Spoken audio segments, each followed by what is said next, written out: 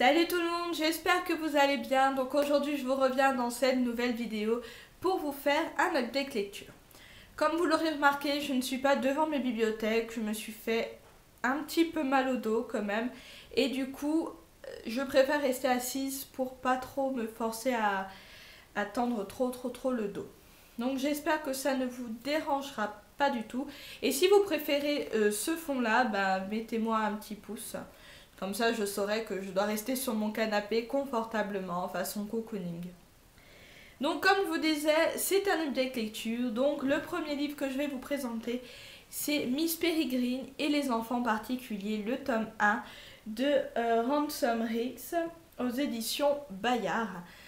Pour ce qui est en gros de l'histoire, on va retrouver Jacob qui vient de perdre son grand-père et qui se rend compte que les histoires qu'il lui a toujours racontées sont peut-être vraies.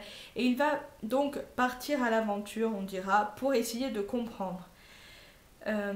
Sauf que, comment dire, ses parents le croient un petit peu fou. Parce que déjà quand il était petit, il croyait énormément aux histoires que son grand-père leur racontait sur ce fameux orphelinat avec des enfants très particuliers, qui ont des pouvoirs assez particuliers aussi. Et avec aussi toutes les photos qu'il a pu lui montrer. Sauf que plus il grandissait et plus les enfants se moquaient de lui parce qu'il croyait un petit peu aux contes de fées. Et il a fait comprendre à son grand-père qu'il ne voulait plus croire à ça.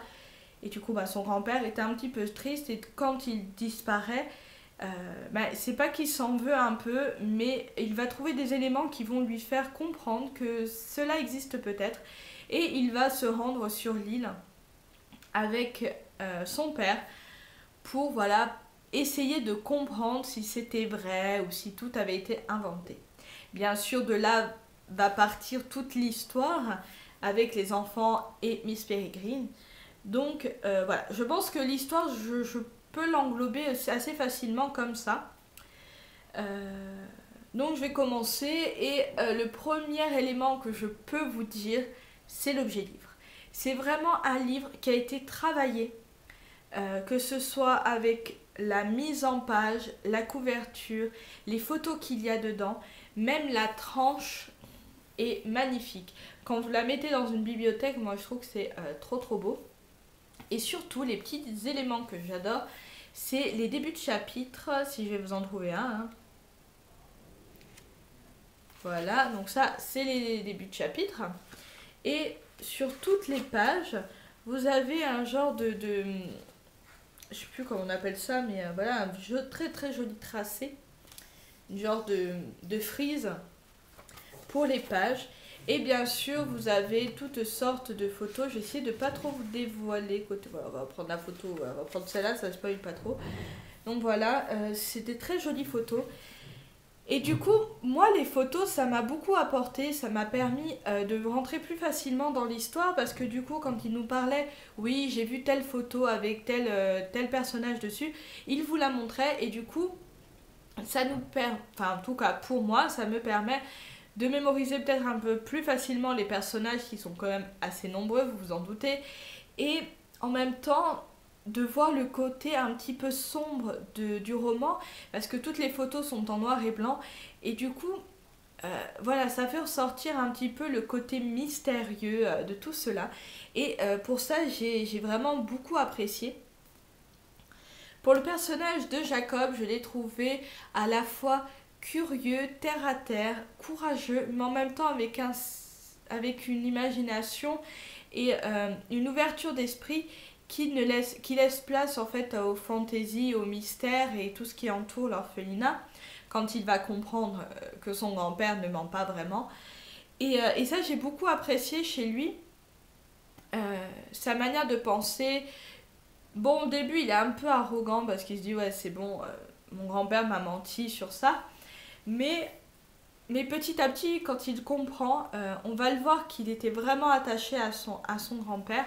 Et j'ai trouvé ces petits moments un petit peu assez agréables. J'ai beaucoup aimé aussi les boucles du temps.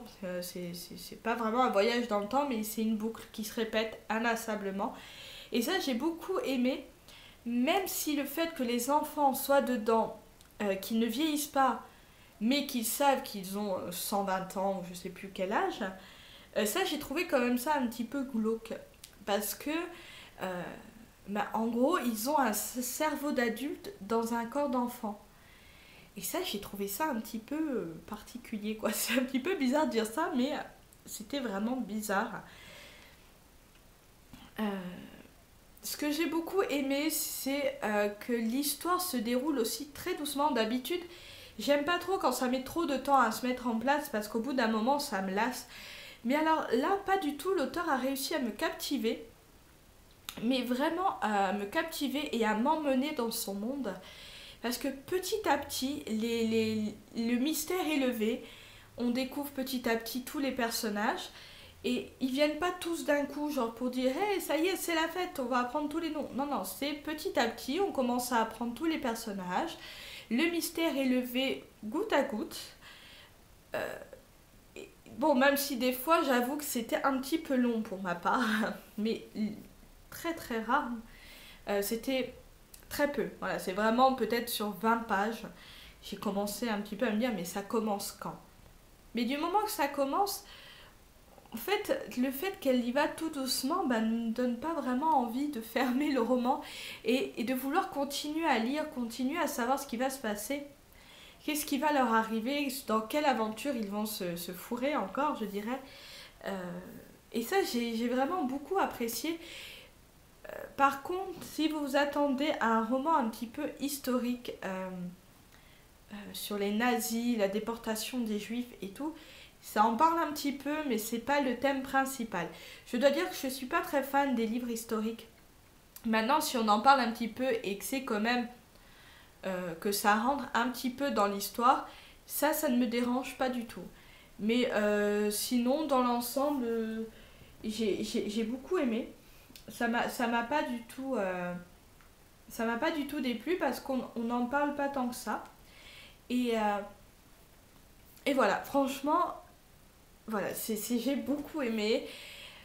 Ils font passer un petit peu les enfants comme des surdoués et les adultes un peu comme des écervelés. Ça, c'est bon, c'est pas non plus le thème principal, mais c'est un peu bof. Mais voilà, vraiment le côté glauque que j'ai trouvé, c'est plus le côté où les enfants sont adultes dans un corps d'enfant. Enfin, comment dire? Ils ont l'esprit d'un adulte dans un corps d'enfant et que du coup, ils savent qu'ils sont dans une boucle. Et je trouvais ça un peu. Voilà, c'est un petit peu glauque. Je crois que c'est le seul moment où j'ai trouvé ça glauque. Sinon, si vous attendez à un truc d'horreur ou d'épouvante, ou. Bah non, voilà. C'est plus mystérieux, énigmatique, parce qu'on veut comprendre comment ils en sont arrivés à rentrer là-dedans. Mais je trouve que ce premier tome, pardon, est très très bien expliqué. Et du coup, on n'a pas ce côté où on se dit ah, bah c'est tout. Et alors? Non, voilà, c'est vraiment. Mais par contre, on a envie de lire la suite, ça oui. Mais les réponses qui sont, je dirais, entamées, qui commencent dans ce tome 1, la plupart finissent dans ce tome 1. Et du coup, il n'y a pas vraiment. Voilà, on connaît tout. Et voilà, je pense que c'est vraiment un livre que j'apprécie beaucoup et l'écriture de l'auteur est très fluide. C'est pas compliqué à comprendre, même si, comme je vous disais, il y a énormément de personnages. Mais voilà, ça nous embrouille pas du tout. Mais j'ai pas eu ce côté où c'était un petit peu, pas horreur, mais ce petit côté un petit peu où on craint pour leur vie. Voilà, non, c'est jeunesse et ça se sent. Mais voilà, si vous aimez tout ce qui est un petit peu mystère, enquête et tout, ben, je vous le conseille, il est trop trop bien. Et donc le second livre dont je vais vous parler, c'est Stephen King. Donc c'est Cimetière de Stephen King aux éditions Le Livre de Poche. C'est un livre que j'ai un peu choisi au hasard, je dirais, parce que j'ai quand même une très belle collection de Stephen King et que bah, je me suis dit, de temps en temps, en lire un, ça fait pas de mal.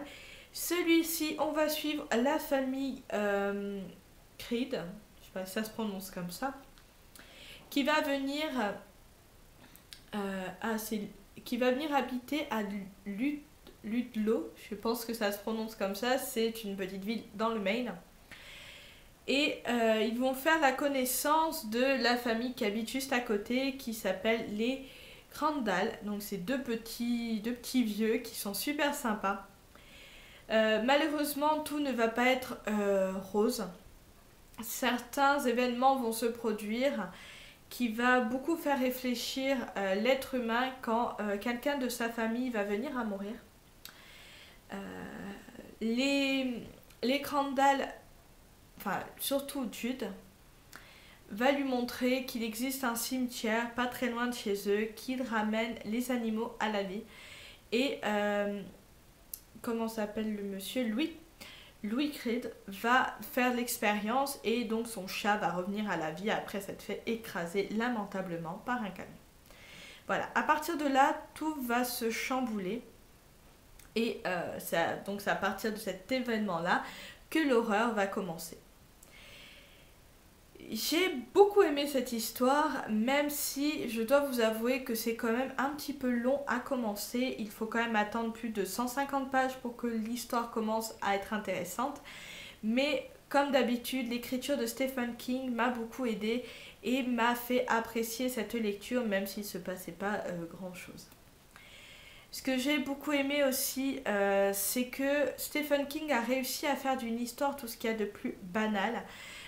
Et de la transformer en horreur. C'est pas, enfin pour moi c'était pas vraiment horreur parce que ça m'a pas du tout fait frissonner, mais plutôt de comment l'homme réagirait s'il existait vraiment cette possibilité. On voit petit à petit la descente aux enfers de la famille et on voit surtout le degré de désespoir que peut atteindre un être humain suite à la mort d'un proche. Et surtout, sa manière de penser au fait d'avoir la possibilité de le ramener, même si quand vous le ramenez, ce n'est pas vraiment la personne qui vous a quitté.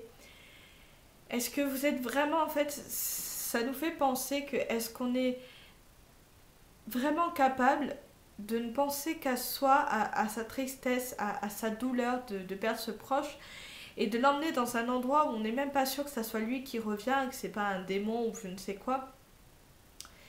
Et c'est vraiment ça que j'ai aimé, c'est cette remise en question de l'être humain, de sa manière de voir la vie en fait, la vie et la mort. Au début, au début, on va voir donc Louis qui, voilà, il perd son chat, il le ramène, il dit bah c'est bon, il est là. Mais quand il va perdre cette personne-là, il va quand même réfléchir avant de passer à l'acte. Bon, vous vous en doutez, ce n'est pas vraiment un spoil, c'est à partir de là qu'il va se passer des trucs un petit peu bizarres, c'est à partir de là que vraiment on va aimer le roman. Mais vraiment, toute cette dégradation de l'état de santé de la personne, Stephen King a réussi à le mettre en valeur dans ce roman. Ne vous attendez pas à vraiment être effrayé. Moi, pour l'instant, aucun des livres de Stephen King n'a réussi à égaler Shining. Mais voilà, celui-là, je trouve qu'il vous fait vous poser plein de questions, vous remettre en cause. Est-ce que vous... En gros, c'est plutôt est-ce que vous y arriverez à faire ça? Est-ce que vous vous dites que même si c'est plus la même personne que vous avez aimée, est-ce que vous serez capable d'aller la déterrer et de l'enterrer dans un cimetière qui la ramènera à la vie? Voilà où... Voilà, c'est vraiment où est toute la question de ce roman. Je sais que ça fait un petit peu illuminé quand je dis ça, mais pour moi c'est ce qui en est ressorti. J'ai beaucoup aimé cette lecture. Le seul point négatif que je peux lui donner, c'est que c'est un peu long à commencer parce qu'il met vraiment un certain temps avant qu'il se passe quelque chose. Au bout d'un moment, on se dit est-ce que je vais pas abandonner parce que c'est comme ça tout le long. Mais Stephen King arrive à vous tenir en haleine. Au moment où vous comptez abandonner, il est là et il vous met un petit élément qui vous donne envie de continuer. Et ça, voilà, c'est pour ça que pour l'instant, ça reste mon auteur horreur épouvante favori. Voilà. Et j'espère que je vous aurai quand même donné un petit peu envie de lire ce roman-là parce qu'il est vraiment fantastique, quoi. Donc voilà, j'espère que cette vidéo vous aura plu. N'hésitez pas à me dire si vous avez aimé cette vidéo, à liker surtout, et à commenter et à m'envoyer des messages si ça vous dit. Je dis toujours ça à la fin de mes vidéos, je vais peut-être arrêter et vous dire que tout est dans la barre d'infos et qu'il suffit juste d'aller voir. Je vous fais de gros bisous et je vous dis à très bientôt. Ciao ciao.